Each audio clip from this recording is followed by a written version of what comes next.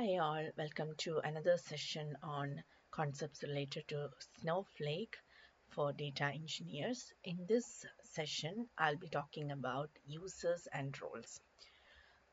Typically, when you join an organization, the organization will have a Snowflake account, and within that account, there will be multiple users. So you will be assigned with a username and password and the uh, account identifier or the URL to access the Snowflake account. So once you log in, you will be able to access all the data as a user. So if you only have experience with Snowflake by using their Snowflake trial account, then you won't have any data already. So you will be the only user. So this video is going to be really helpful for a person who don't have much experience working with the actual Snowflake corporate or enterprise level account, but have some experience working with Snowflake as a trial account user. So this trial account user that you usually log in, this is not the only user. You can create multiple users within your account. So that is how an organization works. So in this session, I'll be talking more about how to create user. What is a user? How to create users? What is a role? And then some best practices around users and roles. Let's begin with users. So I'll be using an analogy. Suppose, say for example, you want to visit or you are an employee of a high-profile government building. So this place, say for example, Pentagon. So not every person can go inside Pentagon and go to the different facilities inside Pentagon. Only designated users, only designated people will be able to enter there. So when you reach Pentagon, the physical location, at the gate itself, there will be some security check. So they will ask you for your ID or um, some kind of ID to show you that you can go in. Say, for example, you are an employee, you will show your ID, so the security will know that you are allowed to go inside. So you will go inside the building. And then even within the building, there are different sections and different people. Not all the people have access to all the places. Depending on their level of access, they can enter into the different sections within the building. So we will be using the same concept with the data. So instead of Pentagon, here the access is who can get into the company's Snowflake account. That is similar to entering the Pentagon building.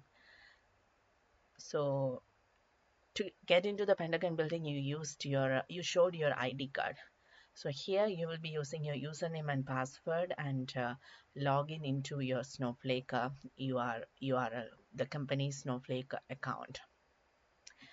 So whenever a new employee joins an organization, we create a user, we provide them with username and password, and then they use that username and password and log into the Snowflake account. Once they are inside the Snowflake account, that doesn't mean that they can access anything. So your company, say for example, if it is a financial institution, it has a lot of sensitive information. So a user should not be allowed to access everything available within your Snowflake account.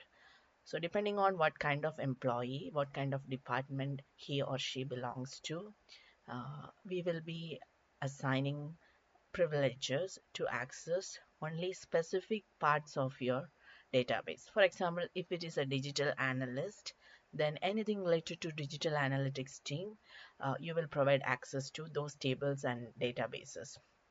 If it is a marketing analyst, then you will only provide access to the marketing related tables. So how do we provide this selected privileges? So that is when the roles come into place. So to access the Snowflake, you need username and password.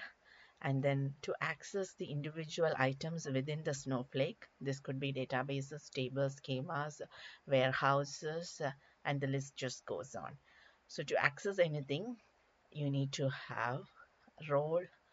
You need to create roles, and those roles needs to be assigned to your user. So I'll explain more on that. First, let's start with the nodes related to a user. So a user represents a person or application. So user doesn't mean, so in the case of Pentagon, the user means an actual human being who enters the building. In case of Snowflake, a user doesn't need to be an actual human being. Your Snowflake data needs to be accessed by some application. Say, for example, your reporting tool, you have a Power BI or Looker. So the reporting tool needs to generate dashboards or visualizations based on the data in your Snowflake. So those tools or applications need access to Snowflake. Or your Python program needs access to Snowflake. It needs to store data or retrieve data from Snowflake. So that is why a user represents a person or an application that needs access to Snowflake. And users must be authenticating themselves before accessing Snowflake. So the authentication can be done using password, single sign-on, key pair. So there are different ways you can authenticate yourself uh, to verify that you are who you claim to be. Then after you have authenticated, you will be able to access Snowflake. And while creating a user, so this is the bare minimum syntax for creating a user. Create user, username, and then you can set up the password for the user. Then what is going to be the default role for that user. So as soon as they log in, they will be assigned with this role. Then what is going to be the default warehouse. Again, warehouse is the compute power. So in order for the user to run queries in your Snowflake, um, they need to have access to at least one compute warehouse. So you can provide more than one compute warehouse. So this can be the decision based on your team size. Maybe you can assign a separate warehouse for each team. Um, so everyone in that team will be sharing it. So there are different criteria that comes into play while deciding how many data warehouses you need to have within your Snowflake account. We can have another session detailing more on that. But for now, while creating the user, you need to assign a default role and a default warehouse for that user. And then you can set this property must change password. So in case of service account, you can set it to false. For users, you can set it to true so that they will be able to first access Snowflake using the password that we provided, and then they must change the password upon their first login. So that is the basics about a user. So each user can have a login name, um, then a password, a default role, warehouse, default namespace, multi-factor authorization, authentication. So to have like additional security, you can enable MFA. So in this way, not just username password, but there will be a code sent to your phone number or email, or you can use some authentication app like Authenticator. So this provides additional security, or you can have IP whitelisting. So you won't allow traffic coming from any IP address, but only those whitelisted IP addresses. This is one way to prevent any attackers from accessing your data stored in Snowflake.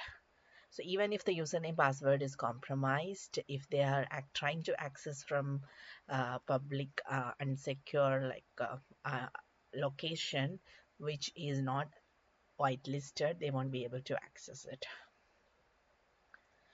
Okay, so that is all I have about users, but we will talk a little bit more.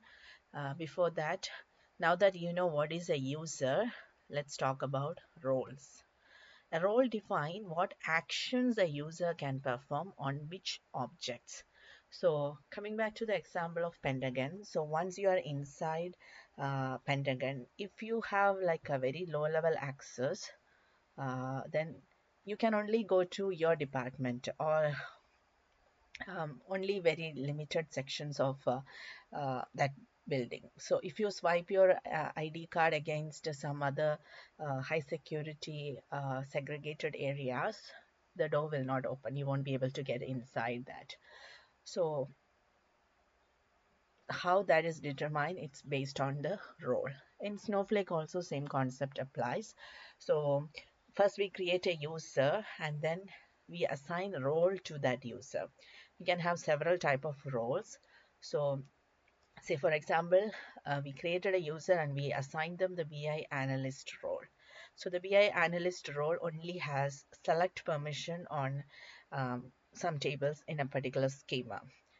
So if they try to update the table, if they try to insert data or change the data in that table, they won't be able to do that because this user is assigned with the BI analyst role, and the BI analyst role only has permission to select or view permission or read only permission on that particular table. So role defines in this way. This is how we define what actions a user can perform on which objects. So to this specific database object, for example, to a specific database table, a specific user can only perform read, or they can perform both read and write. That we can define using role. So role-based access control. This is the Snowflake security model. So every user is assigned one or more roles, and privileges are granted to roles. So we won't be directly providing. So when we have created an user, analyst user, we have a table XYZ, then we won't be directly giving access to the table to this user. We create a role and we give the permission, whatever kind of permission, whether it is just read only permission or read and write permission. So we create, like for example, here I have some examples here. uh, we have a GA schema, that is GA is Google Analytics schema. So we create a role called GA basic. This provides, say for example, only read only permission to GA core tables. Then we have a GA summary role. This will have read-only permission to both GA core tables as well as summary tables. And then we have GA advanced role. So this will give that user permission to both read and edit the GA tables. So if a user wants to create new tables, they should have access to this GA advanced role. So this is how we assign permissions to the roles, and then we assign the role to the user. And same role can be assigned to multiple user, and a single user can be assigned with multiple roles as well. Say for example, user A needs to work with GA data as well as CRM data. So you can provide both GA as well as CRM permission to that user using by assigning the role GA basic and CRM basic to that particular user. Okay, so there are three key built-in roles. These roles I have listed here, these are all custom roles created by us. But when we create an account, so if you have a Snowflake trial account, by default it comes with some role. For example, account admin. They have full access to everything, and this should only be used for high level activities, auditing related activities, etc. We should never use account admin for day-to-day usage. Then there is a specific role called a security admin. So when you are creating users and roles, you should do that as a security admin. This is the purpose of this particular role. Sysadmin. So when you're creating new databases, warehouses, schemas, and other objects, you should do that as a sysadmin. So this is the default best practice.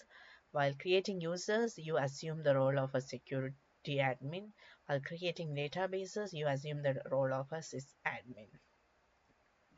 Apart from that, we can create custom roles to separate business functions or application access. For example, anyone in the business intelligence department, you can assign, so any data that an employee from business intelligence department should have access to, you can provide all that permissions to this role, and then everyone, say for example, if you have 5 employees in business intelligence department, then you create 5 users, and each user will be assigned with BI analyst role. So immediately they will get access to all the access that's assigned to the BI analyst role. Similarly, product analyst, digital analyst. So these are like examples of how we can assign roles based on the department. Then we can also assign roles based on the data. For example, Google Analytics data, CRM data. Then if you have data sharing with other third parties, external users, then you can create a role for them. For example, we have a data share with Consumer Genius, then we can create a role for that. So this role will be assigned with only the tables that are related to that particular company or the third party. Now, these are examples of applications. So, for example, your company uses Looker for reporting. So, the Looker needs to have access to the Snowflake, and that access is provided through this role. And then ETL processes need access to the Snowflake tables. So, for that purpose, you can use a service account. SVC is service ETL. So, in this way, we create different roles depending on business functions and application access, and then we assign these roles to the users. So let's have a look at it in the UI, and then we can come back here. So let me create a new SQL worksheet, and by default, you can check what are the different roles or users available. So this is a Snowflake trial account. So I haven't created any users. So currently when I log in, I'm logged in as this admin. If you click here, you can see what are the other roles available. Sysadmin, account admin, security admin, user admin, etc. So if you even go to, say for example, data tab, currently, sorry, data. So when I log in as sysadmin, I see 4 items here. I'm not sure. Yeah, so when I change my role to user admin, I can only see 2 because the other user admin role is not assigned with the privileges to access the other 2 databases. If I change back to security admin, I have more now. 1, 2, 3, 4, 5, 6. Okay, now if I change back to account admin, 1, 2, 3, 4, 5, 6. And if I change back to sysadmin, I have only 4. So this is like a quick demo of how the level of access is changing depending on the role that you are assuming. So the user here is myself, and I have access to all these 5 roles plus the public role. So these are all default roles that were created when I created this Snowflake account. Now let me create an SQL worksheet and do how to access these programmatically. So first of all, let me see. I know I'm a user, but let me see whether there are any other users. So to view all the list of users in your account, you can use show users. So again, I haven't created any users. This is myself. This is something created by Snowflake. So I don't have any other users. But normally if you run this command, show users for a, say for example, for our demo, we use an organization. Let's take Algorithm. So let's assume that Algorithm is a company with 200 to 300 employees. Not all the employees need Snowflake access. Say for example, 100 of them will need Snowflake access. So if you run show users, you will see hundreds of users. And then if you want to see all the roles available, you can run something like show roles. Again, currently I only have these many roles, but in an actual organization, if you run this, you will be able to see maybe hundreds of roles as well. Okay, now for the demonstration purpose. Okay, so coming back to our notes here.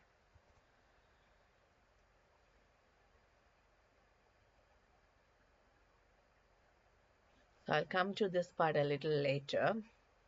So we are looking at the useful queries. So we have already seen these two commands. Now check role grants for a user. So what are the roles assigned to a user?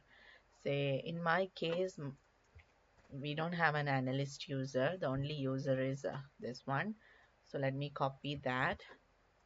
Show grants to user username. Now you can see that this user has a role account admin, a role org admin. So I'm the everything. Okay.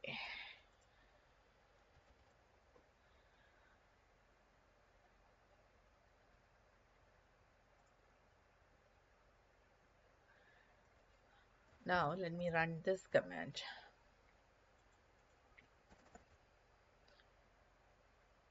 So the roles here are, say for example, sysadmin role. Show grants of role sysadmin. Now we can see mm,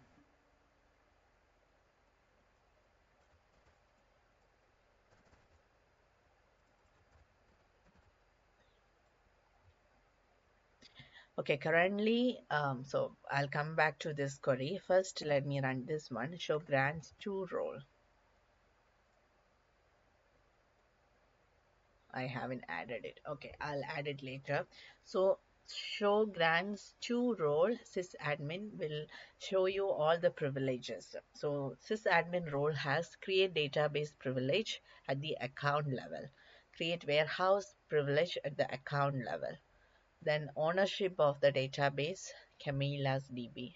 Ownership of the database, UtilDB. Ownership of the schemas, ownership of the stage, ownership of the tables, and ownership of the warehouse. Let me show you another role, say for example, user admin. And if I give user admin, the user admin role only has create role permission at the account level and create user permission at the account level. Now, if I use account admin,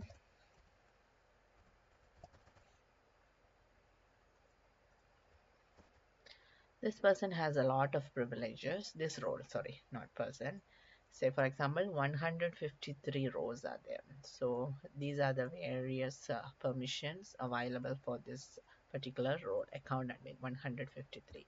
Let me change back to sysadmin.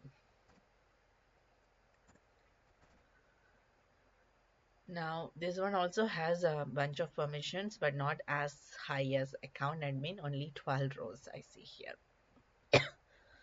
So this is how we can see the different level of permissions assigned to a particular role. And also, say for example, show grants of roles as admin, account admin. Okay. So the sysadmin role, what happened? The sysadmin role is assigned to account admin role. So let me run account admin. Account admin role is assigned to this particular user. So this particular user has account admin and account admin has access to sysadmin. So it's like a hierarchy here. And let me see some other, let's take user admin.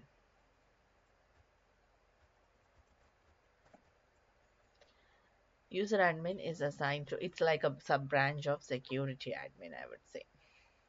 So yeah, I don't want to confuse you much now. We will talk more about this in the demo session.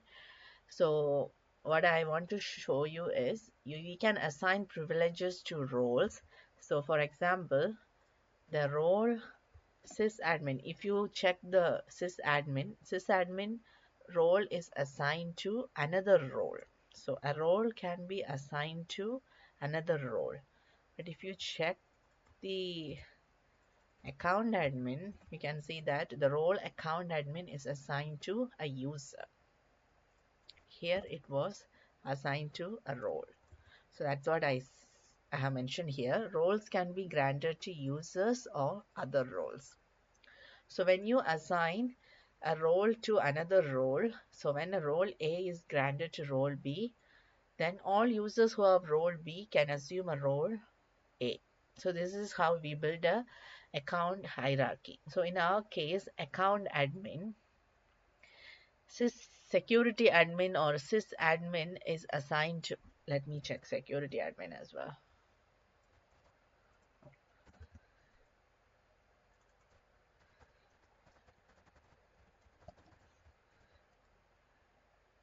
Okay, security admin is assigned to account admin.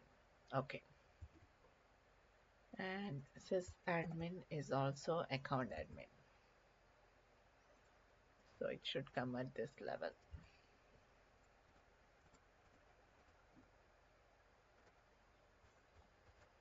Okay, so security admin and sysadmin are assigned to account admin, and then sysadmin can be assigned to BI analyst. So when you assign a role to another role, so sysadmin, say for example, sysadmin is assigned to BI analyst and ETL engineer.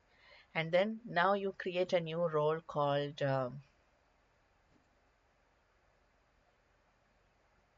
okay, that's not a good example. Say, for example, if you have created a new role, developer, and this developer will have access to some development related databases. So this role will have access to some developer related databases. So at this moment, will a BI analyst be able to access the developer? No. The developer databases have been assigned to only the developer role.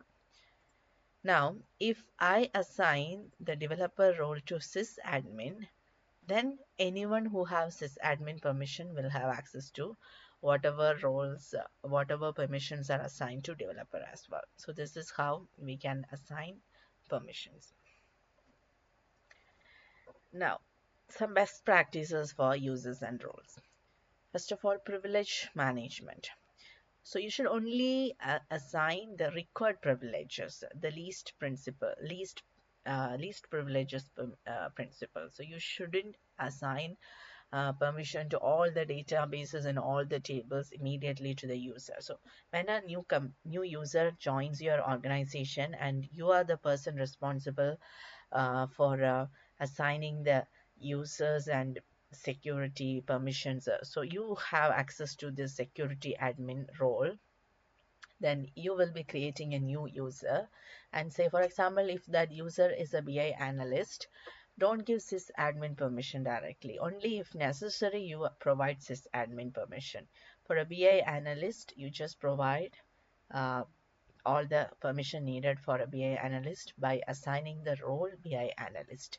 So they won't be able to access auditor, they won't be able to access developer.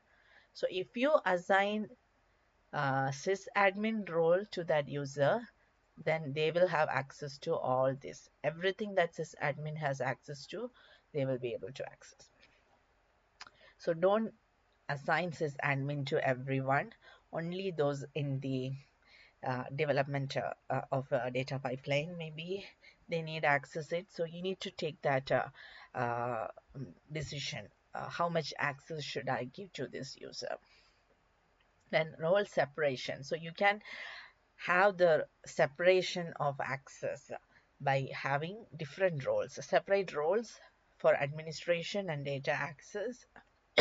Even for data access, having different roles like this is really useful, so that in for a member from product team, you only assign access to product related databases by assigning the product analyst role. So this is what we have here, custom roles. Least privilege principle. Start with minimal permissions, and then if they cannot access something, they can make a request. There will be a paper trail, and then once that request is approved, you can um, provide that additional permission to that user. So don't immediately start with assigning all the tables, all the databases permission. Just start with the minimal ones, and then they can make a formal request and then get access to more data as needed. No direct user grants. Never grant privileges to users, directly to users. Always use roles. So if you have created a new table, don't give access to that table to a specific user. Give access to a specific role and then assign that role to anyone who should be able to access that table. Avoid account admin. It shouldn't be applied. This role shouldn't be assigned to all the employees of the company. Very limited people, maybe one or two, depending on the size of your company. Two or three people only should have access to the account admin. Then password policies. So you can enforce strong passwords and MFA for human users. Then application users, you should create a dedicated user for applications or scripts with their own roles, and then provide only the necessary privileges for those roles. So you should have a separation between human users and the application users. Say for example, I have Looker access or Power BI user, ETL user. So these are not human users but ETL applications. Say for example, your Python job needs to connect to Snowflake. You can create a role, um, you create a user by API user or Pi user, something like that, and then assign that role. So we will see all that in the next section, which is going to be a practical session on users and roles. That's everything for this session. Thank you.